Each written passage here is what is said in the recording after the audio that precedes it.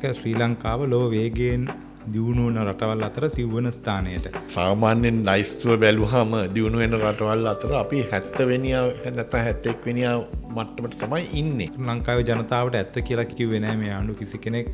1977න් පටන් ගන්නකොට අපි සෑහෙන ඉදිරියට ගිහිල්ලා වගේ තමයි පේන්නේ අපේ මේ GDP එක පැත්තෙන්. රට බංකොලොත් වෙන්න හේතු උනේ සංවර්ධනයට ඇවිල්ලා මොකක්ද ප්‍රධානම කාරණා ටික උනත්. ණය වැඩි වෙන්න අපේ GDP එකත් වැඩි වෙනවා. අපේ නිෂ්පාදන ශක්තිය වැඩි වෙලා නැහැ. අපේ ණය ප්‍රමාණය තමයි වැඩි වෙලා තියෙන්නේ. ඇයි අපේ ආණ්ඩු මේ දත්ත ඇත්තටම හරියට කියන්නේ නැතද? අපේ මධ්‍යම ආණ්ඩුවේ ණය තියෙනවා ඩොලර් බිලියන 36ක් විතර. අපේ සම්පූර්ණ ණය රුපියල් ට්‍රිලියනයකින් විතර වැඩි වෙලා තියෙනවා 2024 ඉඳන් 25 වෙනකොට. ජනතාවගේ 3/1කට මන්ද පෝෂණයෙන් පෙළෙනවා. දියවැඩියාවට බෙහෙත් හරියට නැහැ ඉස්පිරිතාලවල. ක්ලිනික් වල තියෙද්දි හැබැයි account එක සල්ලි තියෙනවා. මේ වගේ ප්‍රශ්නයක් තියෙද්දි රටක් කොහොමද දියුණු වෙන්නේ? ඇයි ඉතින් මේ ආණ්ඩුව මේ data හරියට කියන්නේ නැතුව බොරු කියලා උත්සාහ කරනවා? මම හිතන්නේ මේගොල්ලෝ මේ දත්ත හංගන්නේ රවට්ටන්නේ කියලා ජනතාව. මං හිතන්නේ ඒගොල්ලෝ ඇත්තටම ඒගොල්ලෝ දන්නේ නැහැ. ඊයේ පෙරදා ඉඳන් Facebook එකේ බොහොම ලස්සන post එකක් share වෙනවා. viral වුණා කියලා කිව්වොත් හරි මේ ඒක ශ්‍රී ලංකාව ලෝ වේගයෙන් දියුණු වන රටවල් අතර සිව්වන ස්ථානයට. බොහොම ආකර්ශනීය post එකක් මේක අපේ යාළුවෝ. අපි කාගෙත් Facebook poll වල මේක හොඳටම දැర్శණය වෙන්නේ නැති. විශේෂයෙන්ම ආණ්ඩුවට සම්බන්ධ අපේ යාළුවෝ මේක බොහොම උඩ දාගෙන share කරපු post එකක්. ඇත්තරම මේ ජාත්‍යන්තර මූල්‍ය ආයතනය තමයි ලංකාව ගැන මෙහෙම කියලා තියෙන්නේ. අපි මේකෙන් අද කතාව පටන් ගමු. ආයිබෝන් විනෝද් කොහමද? ආයිබෝන්. සාදරයෙන් පිළිගන්නවා ඇත්ත ඩේලි වැඩසටහනට. දැන් ඔබ අපේ ප්‍රේක්ෂකයන්ට අමුත් එක් නෙමෙයි විස්තර කරන්න අවශ්‍ය නැහැ. මොකද්ද මේ අපි ඇත්තරම අපි දියුණු වෙන රටවල් අතර සිව් වෙන ස්ථානෙට 4 වෙනි තැනට ඇවිල්ලාද? ඇත්ත වශයෙන්ම ඕක හරි හාස්‍යජනක කාරණයක්. මොකෝ මේ සාමාන්‍යයෙන් ලයිස්තුව බැලුවම දියුණු වෙන රටවල් අතර අපි 70 වෙනි නැත්නම් 71 වෙනි මට්ටමට තමයි ඉන්නේ. ඉතින් මේ 4 වෙනියා කියන්නේ කොහොමද කියලා දැනගන්න මට කැමති වුණා. මම ඉතින් ටිකක් ඔයලා බැලුවා. ඒගොල්ලෝ කියන්නේ මේ විදේශික ආයෝජකයෝ ආකර්ෂණය කිරීමේ මේ හැකියාවන් දියුණු කිරීමෙන් තමයි අපි 4 වෙනියයි කියලා. ඒ කියන්නේ ගොන් කරත්තේ යද්දී හරකට පාරක් දෙකක් ගැහුවම එයා එකපාරටම වේගය වැඩි කරනවා. මේ ඒ වේගය වැඩි කිරීමයි කාර් එකේ නැගලා වේගය වැඩි කිරීම අතර වෙනස ගැන තමයි කතා කරන්නේ. ඉතින් මේ අර දියුණුව පේන්නේ අර මේ පොඩ්ඩක් මේ අපේ ආකර්ෂණය වැඩි වුණයි කියන එක තමයි පෙන්눔 කරන්නේ.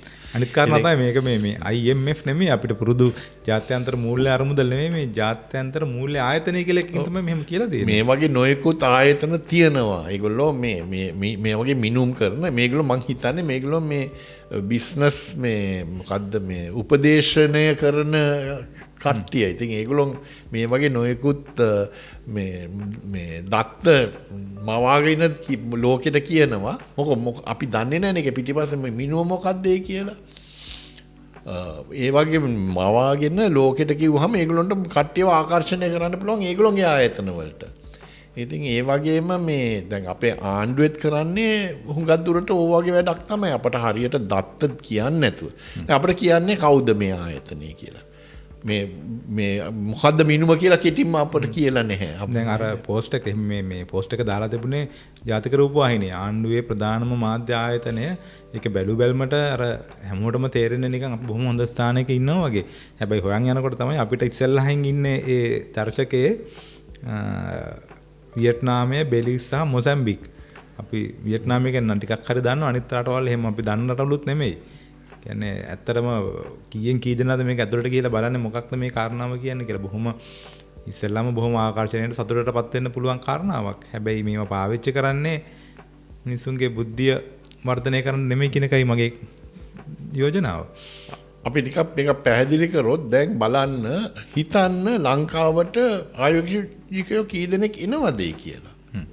ටිකක් හිතලා බලන්න කී දෙනාද ලංකාවට එන්නේ. අනිත් පැත්තෙන් බලන්න වියට්නාමයට ආයෝජකයෝ කී දෙනෙක් යනවද කියලා. වියට්නාමයේ ආණ්ඩුව ක්‍රියා කරන විදිය වෙනස්. ඒගොල්ලන්ට ආයෝජකයෙක් ඕනේ නම් යම්කිසි ක්ෂේත්‍රයකෝ ඒගොල්ලොන් ඒ ආයෝජකයෝ ගිහිල්ලා හම්බ වෙලා ඒ ආයෝජකයන්ට කියනවා අපිට මේ වියට්නාමයේ තියෙන්නේ මේවා තමයි කියලා ඒක පෙන්눔 කරලා දෙනවා. පෙන්눔 කරලා ඒගොල්ලන්ට දෙන්න පුළුවන් මොකක්ද ඒ කියලා ඒගොල්ලන්ට පැහැදිලි කරලා ඒගොල්ලන් ආකර්ෂණය කරනවා ඒගොල්ලන්ගේ රටට. ලංකාවේ එහෙම කරන්නේ නැහැ.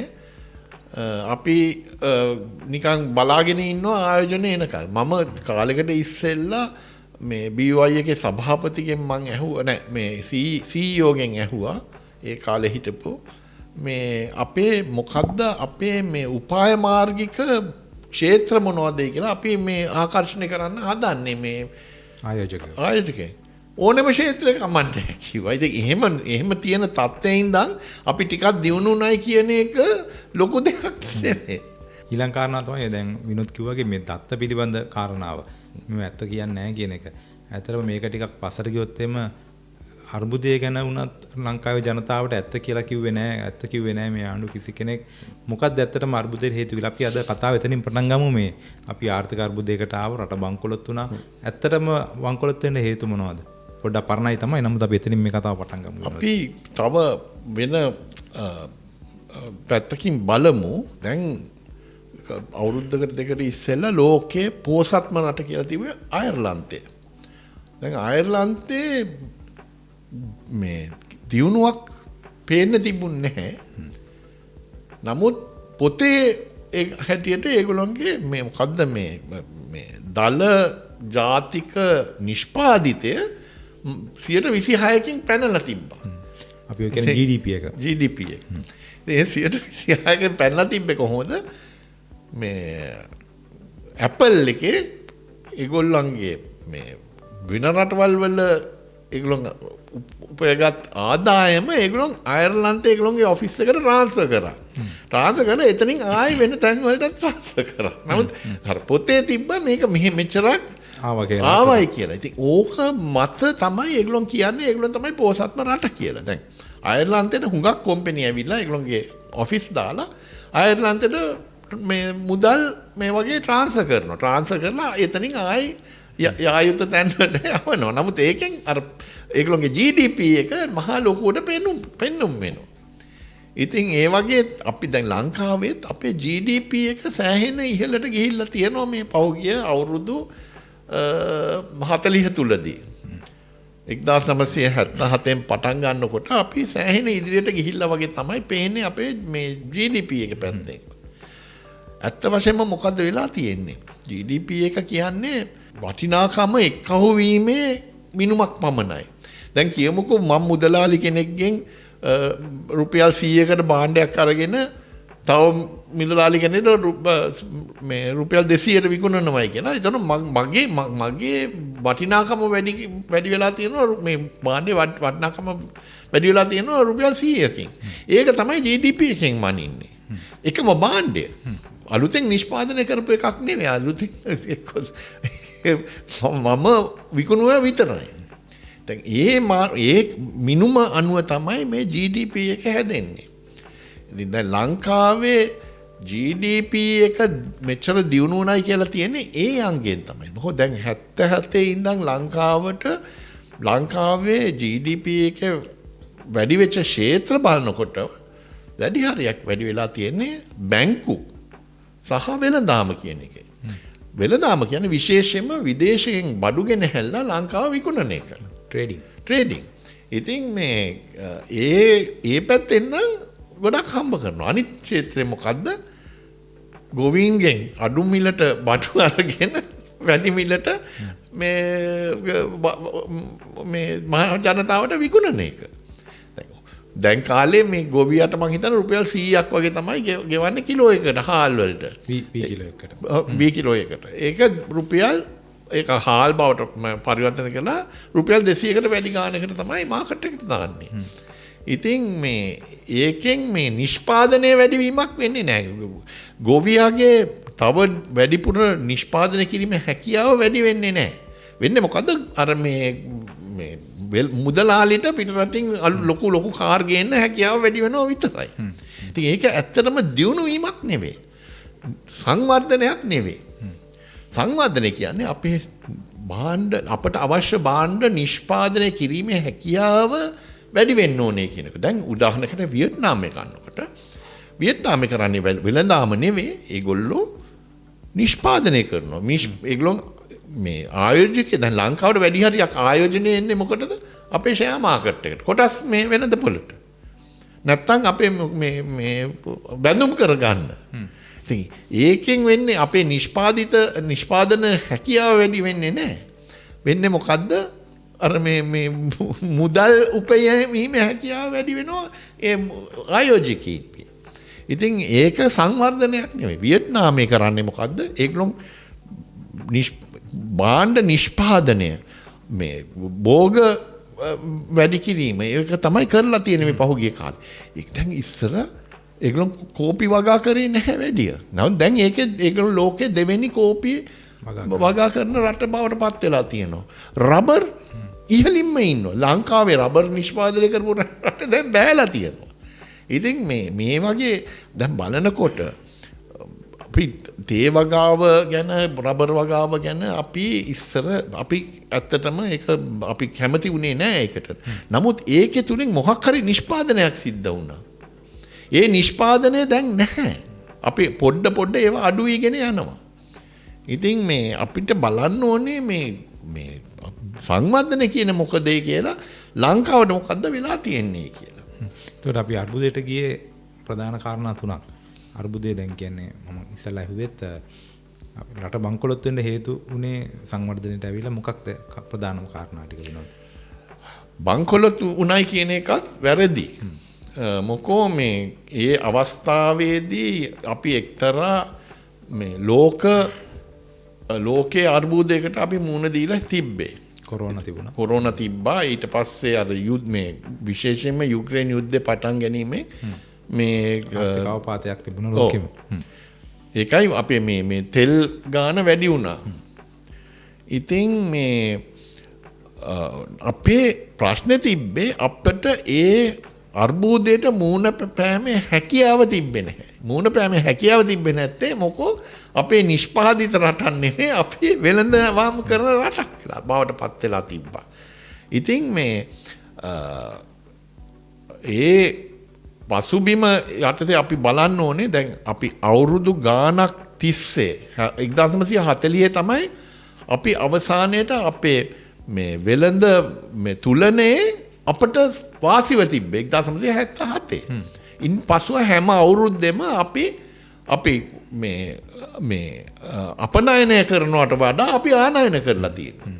ඉතින් ඒකෙන් වෙලා තියෙන්නේ අපේ තියෙන මුදල් විදේශ විනිමය පිටට යන එක. ඒක අපි වහලා තියෙන්නේ ක්‍රම දෙකකින්. එකක් විදේශගතව අපිට මේ ලංකාවට නැවත මුදල් යවන කට්ටිය අපේ සේවකයින්ගේ. අනිත් එක තමයි ණය වලින්. දැන් මේ සේවකයින්ගේ නැවත එවන මුදල් එක්තරා මට්ටමකට ගිහිලා ඊට වඩා වැඩි වෙන්නේ නැහැ. ඉතින් මොකද කරන්නේ? අපේ ණය ප්‍රමාණය අවුරුද්දෙන් අවුරුද්දට වැඩි කරලා තියෙනවා. ඉතින් ඔය ණය මත තමයි අපි පිටරටින් බඩු ගෙනහැල්ලා ඒවා විකුණන්නේ මාකට් එකේ. ඉතින් ණය වැඩි වෙන්න අපේ GDP එකත් වැඩි වෙනවා. ඉතින් ඒකෙන් හොඳටම පේනවා අපේ නිෂ්පාදන ශක්තිය වැඩි වෙලා නැහැ.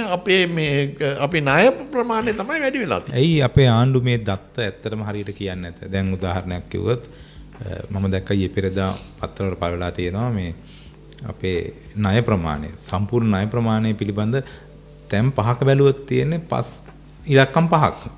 හරියට කවුරුත් කියන්නේ නැහැ. ඇත්තටම විනෝද අදහසක් තියනවාද කොච්චරද ණයක් දැන් අපිට තියනවාද කියලා අද වෙනකොට? අපේ මධ්‍යම ආණ්ඩුවේ ණය තියනවා ඩොලර් බිලියන 36ක් විතර. ඒ කියන්නේ ඩොලර්ස්ද නැත්නම් දෙකමද? රුපියල් ඩොලර්ස් දෙකම එකතුවද? ඩොලර් බිලියන 36ක්. ඒ වගේම මේ මුළු රටේම තියෙනවා මේ බිලියන 54ක් පමණ. ඒ කියන්නේ ආණ්ඩුව ගත සහ පෞද්ගලික රට විදිහට අපි ඩොලර් බිලියන 54කට ණයක් තියෙනවා. ඉතින් ඒක ඇත්ත වශයෙන්ම මේ පහුගිය කාලේ ඒක වැඩි වෙලා නැහැ. අඩු වෙලත් නැහැ, වැඩි වෙලත් නැහැ. එක්තරා මට්ටමක තමයි ඒක පා වෙන්නේ. නමුත් මේ ඒකත් එක්ක වෙලා තියෙන්නේ මොකද? දැන් අඩු ගානේ මේ පහුගිය කාලේ ණය අරගෙන ආණ්ඩුව සල්ලි ආයෝජනය කරා මේ නොයෙකුත් ව්‍යාපෘති වලට. දැන් දකුණු අධවේගය තමයි හැමෝම පෙන්වන්නේ. ඊට පස්සේ හම්බන්තොට වරාය, කොළඹ වරාය, ඒ වගේම මේ බෝට් සිටි එක ඒවට සෑහෙන වියදම් කරලා තියෙනවා. මේ ප්‍රශ්නේ තියෙන දැන් ඔය ලොජිස්ටික්ස් කියන එකට වියදම් කරාට කමක් නැහැ. ඒ ලොජිස්ටික්ස් වලින් යම්කිසි වටිනාකමක් ඇති වෙනවා. ඇත්තටම මොකද මේ ප්‍රවාහනය කරන්නේ නැතුව යම්කිසි භාණ්ඩයක් තව තැනකට ඒකේ වටිනාකම වැඩි කරන්න බෑ. නමුත් මේ අනිත් අතට බලනකොට ලංකාවේ නිෂ්පාදනය ගැන කිසිම ඔය ලොකු මේ ආයෝජනයක් වෙලා නැහැ ආණ්ඩුවේ පැත්තෙන්. ඉතින් ඒගොල්ලෝ ණය අරගෙන වියදම් කරන්නේ නිෂ්පාදනයට. දැන් නැගෙනහිර ආසියාවේ රටවල් දිහා බැලුවම ඒගොල්ලෝ කරේ මොකද්ද? ණය ගත්තත් ඒගොල්ලෝ ණය යොදලා තියෙන්නේ කර්මාන්තය දියුණු කරන්න, කෘෂි කර්මාන්තය දියුණු කරන්න. ඒක ලංකාවේ වෙලා නැහැ. ඉතින් ඒකෙන් වෙලා තියෙන්නේ මේ ඇත්ත වශයෙන්ම අපේ තාම කෘෂි කර්මයයි කර්මාන්ත බොහොම අඩු මට්ටමට තියෙන්නේ. අපේ ඒ පැත්තෙම අපේ තාක්ෂණයක් දියුණු වෙන්නේ නැහැ. වියට්නාම්, කොරියා වගේ තායිවාන් වගේ රටවල් ගත්තා විශේෂයෙන්ම චීන දිහා බැලුවම ඒගොල්ලෝගේ තාක්ෂණය හරි ඉහළයි.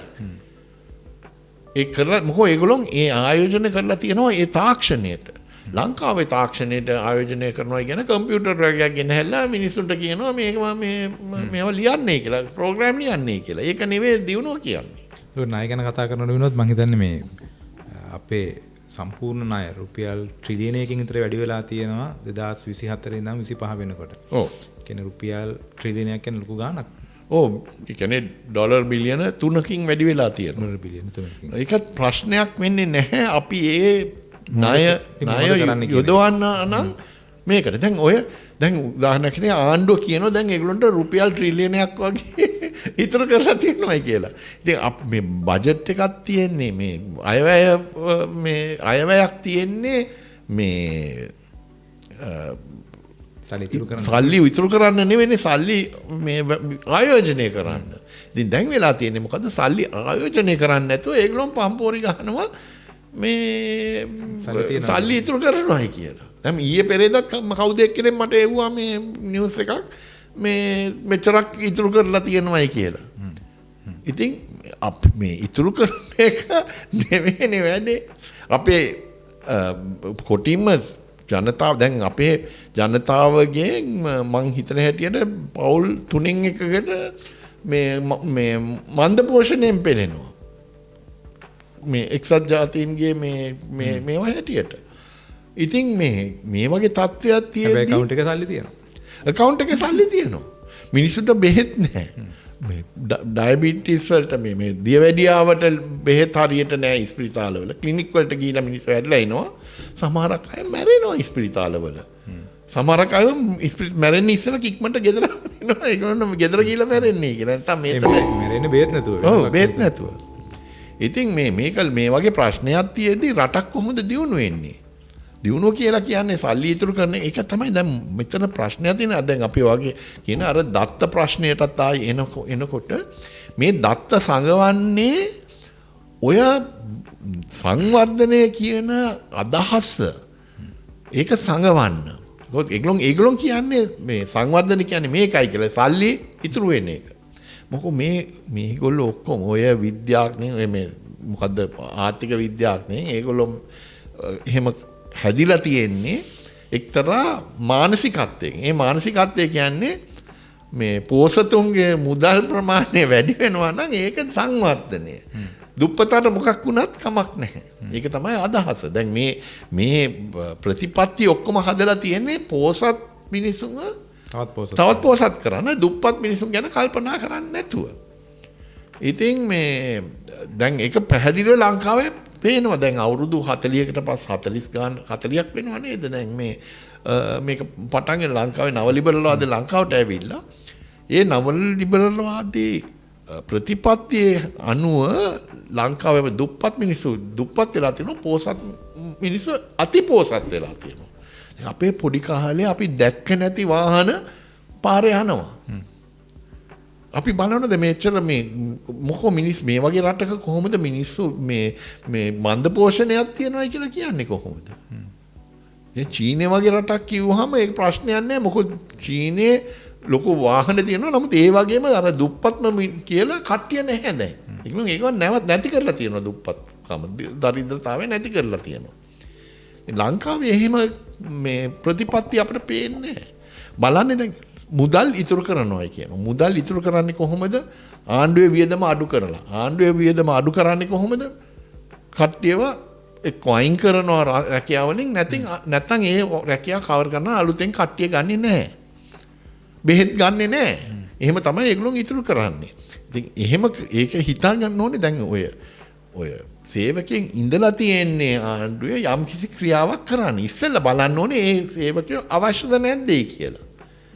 අවශ්‍ය නැත්නම් ඉවත් කරාට කමක් නැහැ. එතකොට මේ ඒ වෙනුවට ඒ වැඩ කරන්න වඩා කාර්යක්ෂම විදියට කරන්න වැඩේ සලස්සන්න පුළුවන්. මේගොල්ලෝ කරන්නේ මොකද්ද? පුළුවන් තරම් රජයේ වැඩ ටික පෞද්ගලික අංශයට බාර දෙනවා. දැන් අපි දැක්ක හුඟක් ඉස්සර මේක වුණා. ඉස්සර මේ ගෙවල් වල කුණු ඉවත් කරන්නේ නගර සභාවේ. දැන් හැමතැනම කරන්නේ පුද්ගලික ආයතන වලට පවර්ලා දීලා. ඒකට ගෙවනවා. නමුත් මේ අර කාර්යක්ෂමතාවය වැඩි වෙලා නැහැ. ඒක තවත් ප්‍රශ්නයක් ඇති වෙලා තිනවා. ඒ දැන් හැමතැනම කුණු කඳු තියෙනවා. කුණු කඳු ඉවත් කරන්න බෑ මොකෝ. ඒකට ඒකේ ලාභයක් නැති හින්දා. ඉතින් මේ වගේ බලනකොට අපේ ආර්ථිකය දිහා අපි බලන විදිය වෙනස් වෙන්න ඕනේ. අපි බලන්න ඕනේ අපේ නිෂ්පාදනය වැඩි කරන්න. දැන් ආර්ථික විද්‍යාඥයින් බලන්නේ නිෂ්පාදනය වැඩි කරන්න නෙවෙයි. ඔය මුදල් දිහා ඒගොල්ලෝ ගණන් හදනවා කැල්කියුලේටර් එකේ ඒක කම්පියුටර් එකෙන් ගණන් හදනවා මේ මුදල් මෙච්චරයි අර මුදල් මෙච්චරයි කියලා.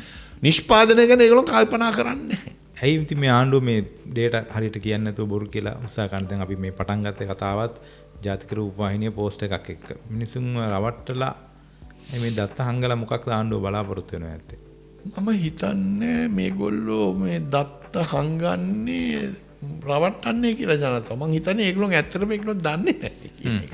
ඒක මේ ආණ්ඩුවේ කට්ටිය මේවා ගැන දන්න කට්ටිය නෙවෙයි. ඒගොල්ලන්ට උපදෙස් දෙන කට්ටිය තමයි මේවා ගැන දන්නේ. ඉතින් මේවා ගැන උපදෙස් දෙන්නේ අර ආර්ථික විද්‍යාඥයන්. ඒගොල්ලොන් තමයි මේවා ගැන දන්නේ. ඉතින් ඒගොල්ලොන් දැනුවත්ම මේවා වහනවා ඇති. නැත්නම් මට හිතා ගන්න බෑ මේ මොකෝ වාසියක් ලැබෙන්නේ නැහනේ. මේක කිව්ව අපි දිනු වෙනවා මෙච්චර දිනු වෙලා තියෙනවා කියලා කිව්වට අර බඩගින්නේ ඉන්න පාරේ අයිනේ ඉන්න මිනිහට කිසිම මේ එයා වෙනස් වෙන්නේ නැහනේ. එයාගේ හිත වැඩ පිළිවෙල නැහැ යාගේ. මේගොල්ලෝගේ වැඩ පිළිවෙලක් නැහනේ. ඒක අපිට පැහැදිලිව පේනවා. ඒක මොකෝ මේගොල්ලන්ගේ අර මේ මනස වෙනස් මේගොල්ලෝ දැන් අපි හිතුවන්නේ මේගොල්ලෝ ආණ්ඩුවට ආවම ඒගොල්ලෝගේ අර කතා කරපු විදිහට ඒගොල්ලෝ සෑහෙන වෙනසක් කරයි කියලා. ඒක නෙමෙයි වෙලා තියෙන්නේ. මේගොල්ලෝගේ මනස ටික වෙනස් වෙලා තියෙනවා. දැන් ඒගොල්ලෝ අර ඉස්සර කිව්වා වගේ දැන් ඉස්සර මේ හොඳ විවේචන කරා ඉස්සර. අපි බොරු කියන්න ඕනේ නේ. ඉස්සර හොඳට විවේචන කරනවා. මෙච්චර හොරකම් වෙනවා. මෙච්චර මේවා වෙනවායි කියලා. මේ දූෂණ වෙනවා. මතකයිනේ ඒ දවස්වල මෙච්චර මේ ලස්සන කතා කිව්වා. ඕ ලස්සනම කතා කිව්වා. අපි හැමෝම අහගෙන හිටියා ඒවා. ඉතින් දැන් වෙලා තියෙන්නේ මේගොල්ලෝ ඇවිල්ලා ඒ වැඩම කරනවා. නමුත් ඒගොල්ලෝ පෙන්눔 කරන්නේ ඒගොල්ලෝ හරි ලස්සනට මේක කරනවා වගේ. තව කාරණාවක් දැන් විනෝද මේ අර්බුදයට විසඳුමක් විදියට ගෙනාවු යෝජනාව තමයි මේ ක්‍රමේ තමයි ජාත්‍යන්තර මූල්‍ය අරමුදල නැත්නම් IMF එකත් එක්ක වැඩසටහනකට යෑම. එතකොට ඒකෙන් දුන්න ටාගට් එක එහෙම නැත්නම් එක ටාගට් ගණනාවක් තියෙනවා. ඒක ඉලක්කයක් තමයි අපේ සංචිත ප්‍රමාණය ඩොලර් සංචිතය නංවා ගැනීම. ඒ ගැනත් හරි තොරතුරක් නැහැ නේද ලංකාවේ? මේ සංචිත කියන්නේ මොකක්ද කියන එක තමයි අපි ඉස්සෙල්ලා අර්ථ දක්වන්න ඕනේ. දැන් සංචිතයක් කියන්නේ අපි වෙන් කරපු සල්ලි ප්‍රමාණයක් හදිසියකදී භාවිතා කිරීමට. දැන් ලංකාවේ වෙලා තියෙන්නේ මොකද්ද? සංචිත වියදම් වෙනවා. ඒ සංචිත කවර් කරන්න අපි තවත් සල්ලි ණයට අරගෙන ওই සංචිත වලට දානවා. දැන් අපිට චීනෙන් ලැබුණා මං හිතන්නේ කීයද මේ ඩොලර් බිලියන 1.5ක්.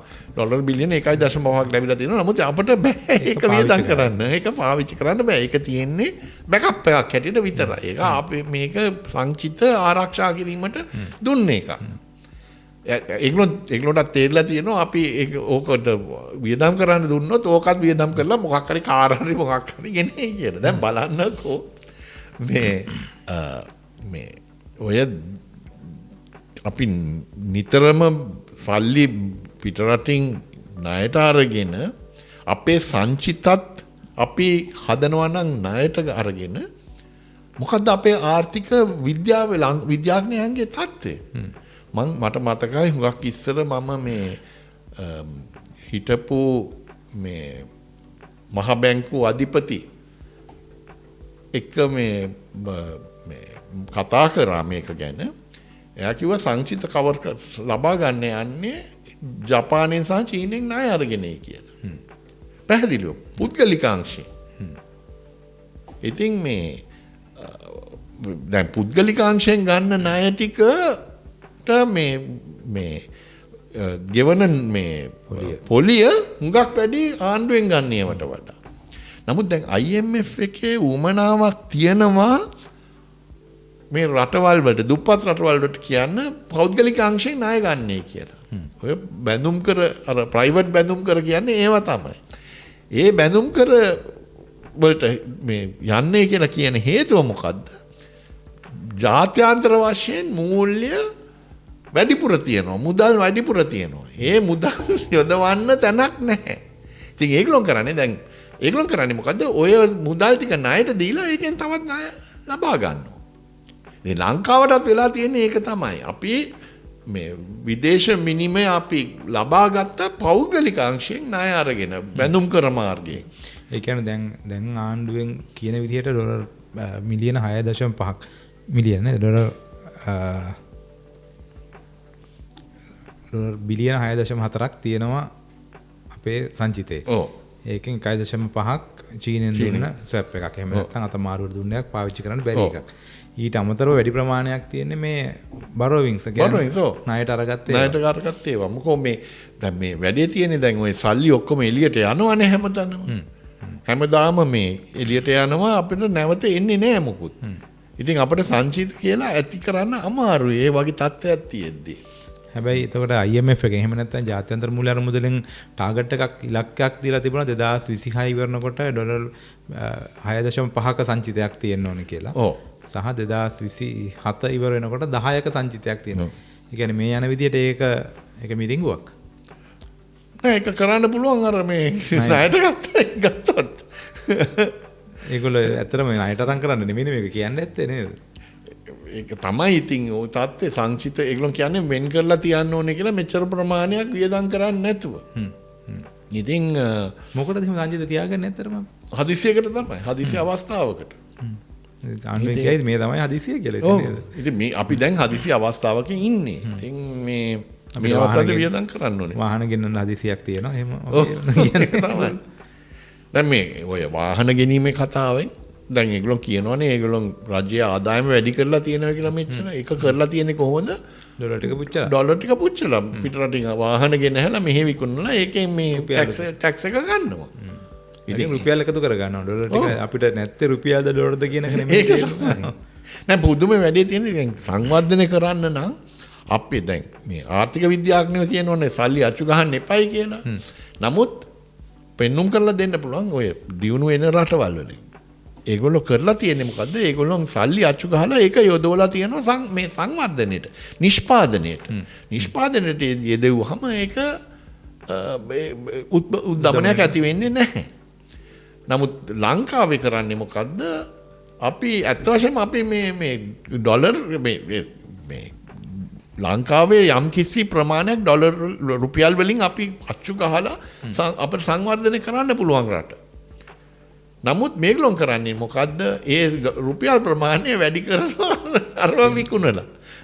කොටිම කරන්නේ අපේ ඩොලර් ටික විකුණලා මේ රුපියල් කරගන්න. අපි ණයට සල්ලි අරගෙන ඒ ණය ටික ඩොලර් ටික විකුණලා ඒකෙන් අපි රුපියල් ගන්නවා. ඒක තමයි මෙතන වෙලා තියෙන්නේ. ඉතින් ඔය වගේ මේ ආර්ථික පිස්සුවන්නේ ඕක. ආර්ථික විද්‍යාවක් නෙවෙයිනේ. ඉතින් ඒක තමයි දැන් කොටිම දැන් ලංකාවට වෙලා තියෙන්නේ. දැන් අපිට මට පේන්නේ අපි කවදාවත් මේ අර්බුදයෙන් අපිට එළියට එන්න පුළුවන් වේවි කියලා. ඒ කියන්නේ විනෝද අපි අර්බුදයකට ආවා මොකක් හරි හේතු කාරණා ටිකක් එක්ක අපි ඒවා අර්බුදයට ආපු ඒවා කීකේ හිටියා මේ වෙන වෙන කාරණා වලින් තමයි අපි අර්බුදයට ආවට හරි හේතුව කිව්වෙත් නැහැ. අපිට මතකයි ඒ දවස්වල චීන ණය උගලක් ගැන එහෙම කිව්වා. දැන් නම් ඒව ඇහෙන්නේ නැහැ. ඊට පස්සේ ඩොලර් අර්බුදයක් ආවා. අපි ණය ගත්තා. ඒ ණය අරබලින් අපි පුච්චලා රුපියල් වැඩි කරගෙන ට්‍රිලියන එක භාණ්ඩාගාරේ පුරව ගත්තා. නමුත් IMF එකෙන්වත් කියපු ටාගට් වත් අපි ඇචීව් කරගෙන නැහැ තාමත්. කියන්නේ මේ අර්බුදයේ අවසන් වෙලාවත් අර්බුදය මිදෙන පාරකවත් නෙමෙයිද අපි ඉන්නේ. අපි ඇත්තට මොකකද ඉන්නේ දැන් මේ රට මිරිඟුවක් පස්සේ දුවමින් ඉන්නවා කියලා කිව්වොත් ඒක නිවැරදිද? නිවැරදි නැහැ.